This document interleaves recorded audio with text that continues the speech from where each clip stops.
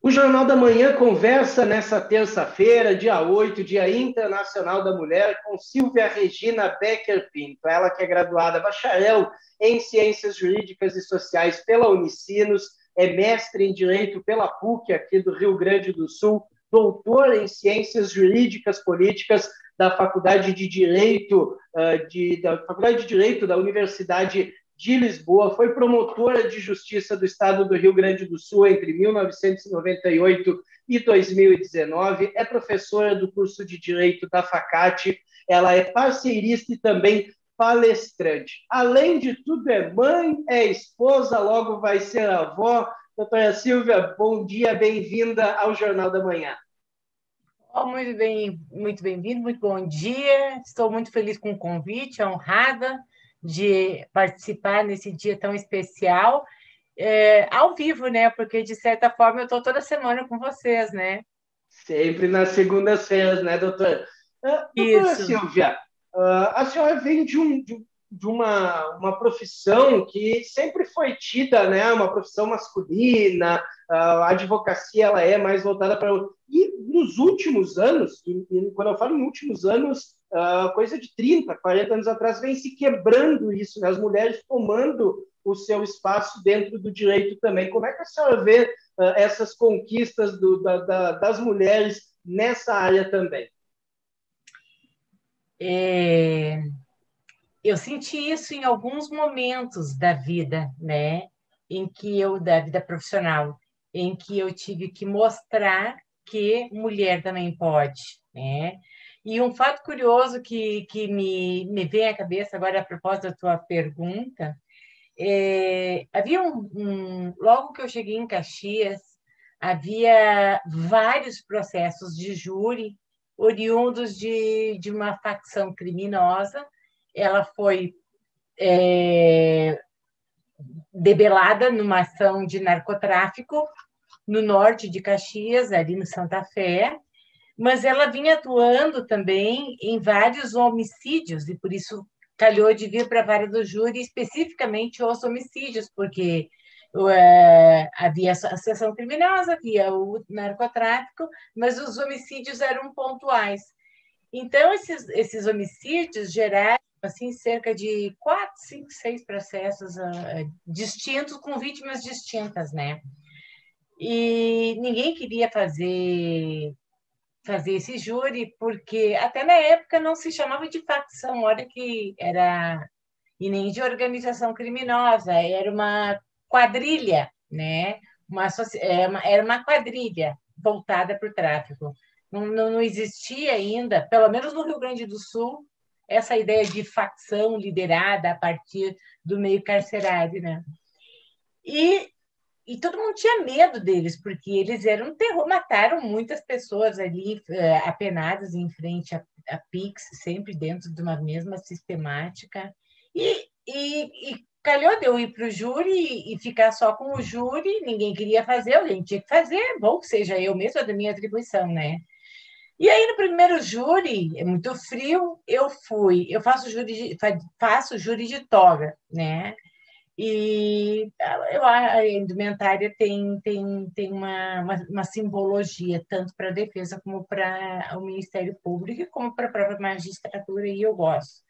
Mas eu cheguei aquele dia no júri, e eram vários réus, e eu cheguei de um casaco de lã, de tecido de lã, pink, mas pink, pink, pink. Pensa num pink, né?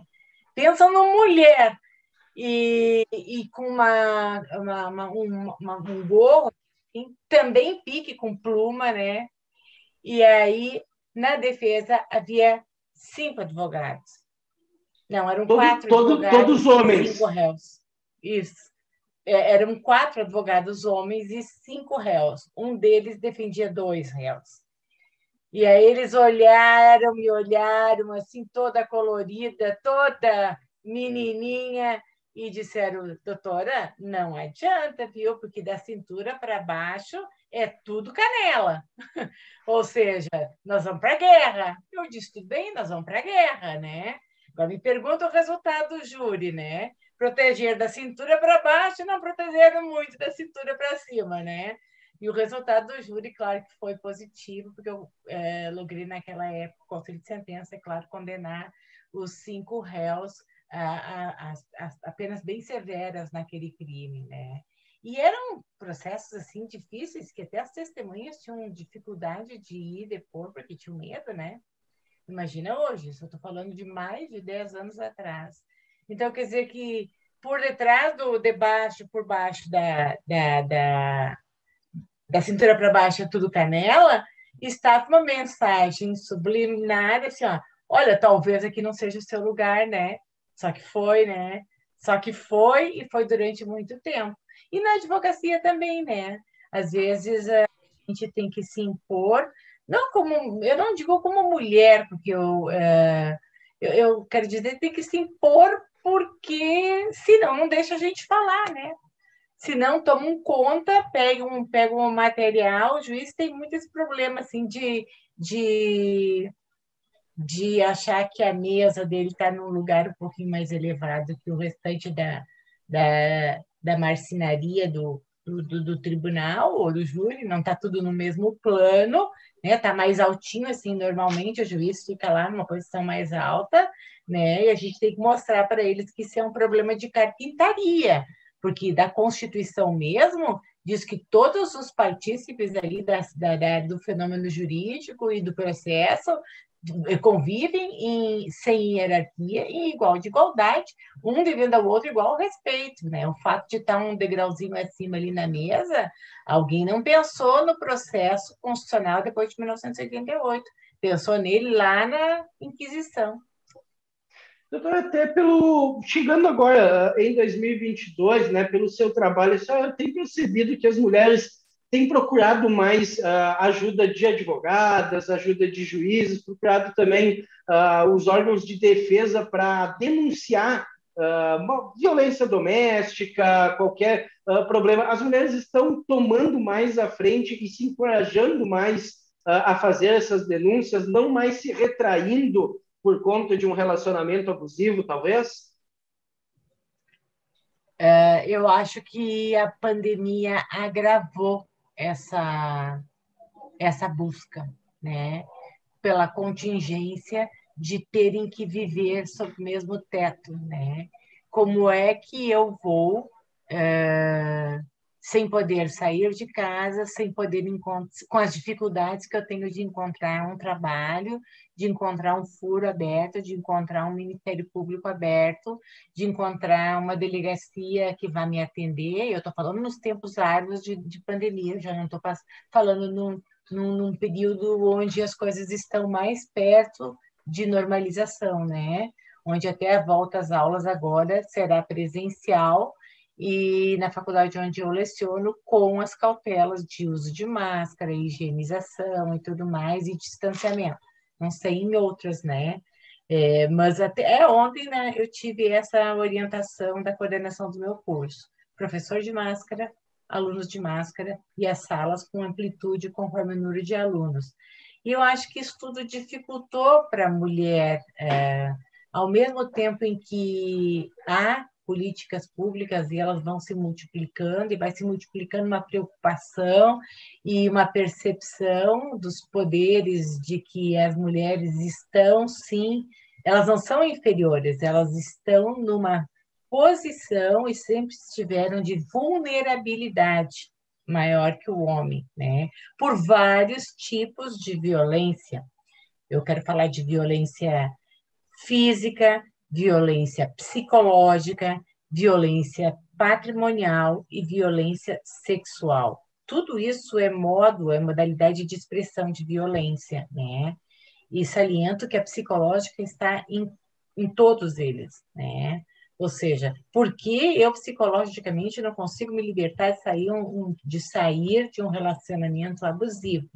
E eu acho que nesse sentido a pandemia que afetou psicologicamente todo mundo e afetou patrimonialmente a maioria, para alguns ela deu lucro, mas para a maioria ela deu prejuízo e gerou insegurança. Eu acho que isso foi um fator que diminuiu enquanto se abrem links de acesso, entendeu? Na prática, as mulheres ficaram mais sufocadas no período de pandemia, a meu sentir, né? Inclusive olhando índices oficiais de violência e de feminicídios, e, enfim, é como eu vi isso se desenrolar. Inclusive, na faculdade, nós estamos, por determinação do MEC, trabalhando no sentido de curricularizar a extensão, né? Ou seja, botar, inclusive de forma multidisciplinar. E semana passada nós tivemos um encontro, 2 encontros presenciais na faculdade, e a turma, o pessoal do direito, nessa proposta de curricularização, ficou com o pessoal da psicologia.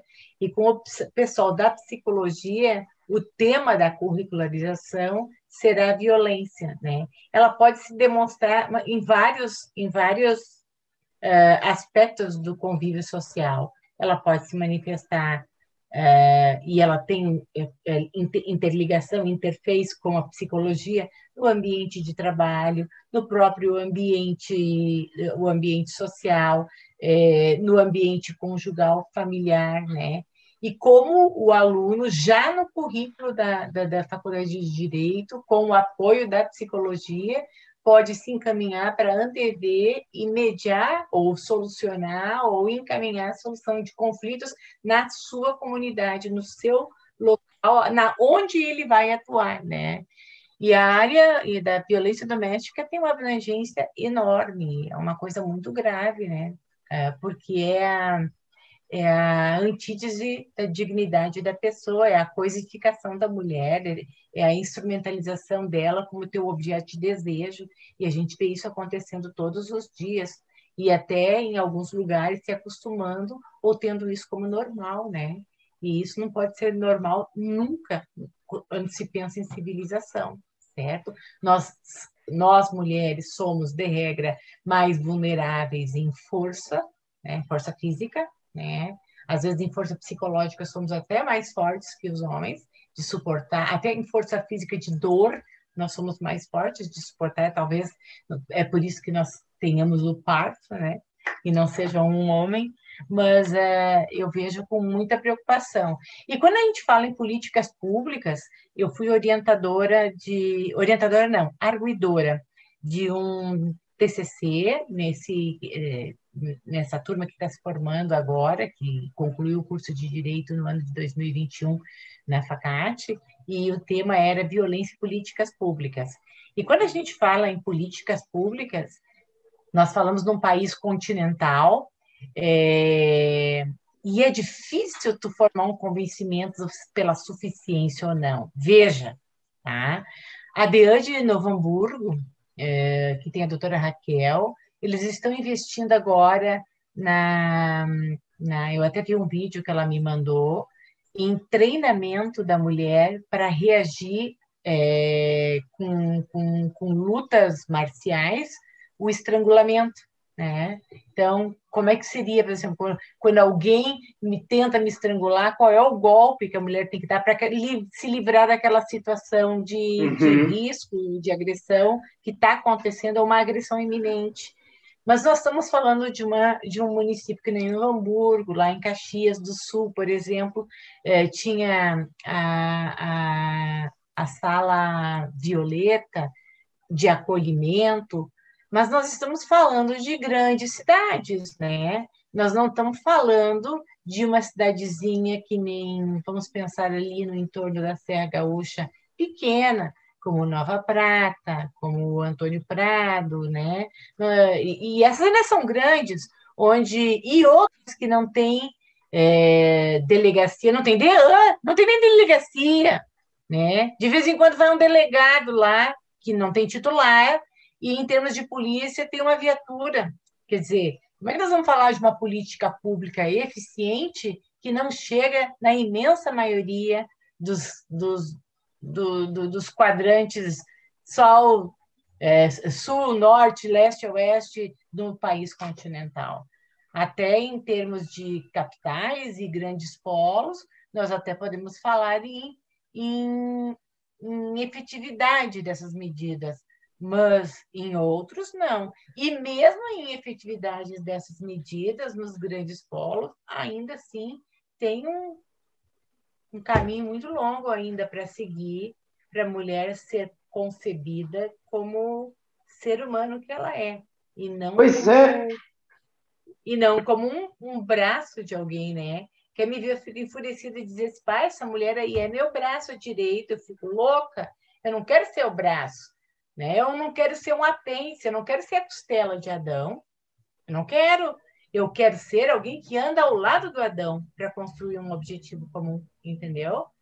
Porque esse negócio é mitológico, é bíblico, e eu não quero ser isso. Eu não quero ser o braço direito de ninguém, eu não quero ser um apêndice. Eu quero ser eu mesma. Ou eu sou parceira de alguém para a gente construir um fim junto, que a gente traçar junto, com tolerância e com foco, ou eu quero andar sozinha.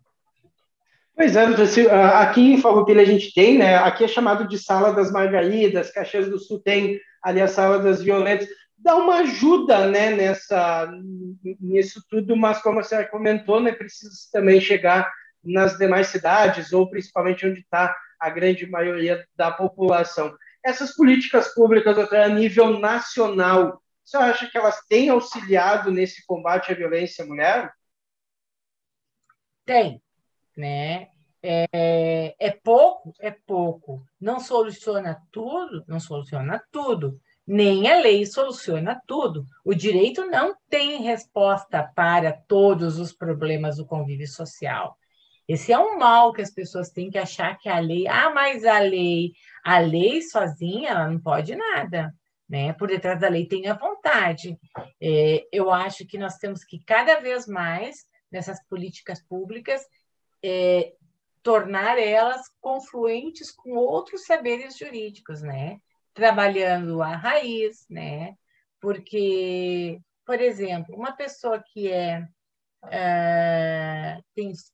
sofre de transtorno de sociopatia ou psicopatia, nós não vamos conseguir resolver isso em nível de política pública. Nós estamos nem no âmbito do direito mesmo, da criminalidade, da violência, nós vamos conseguir.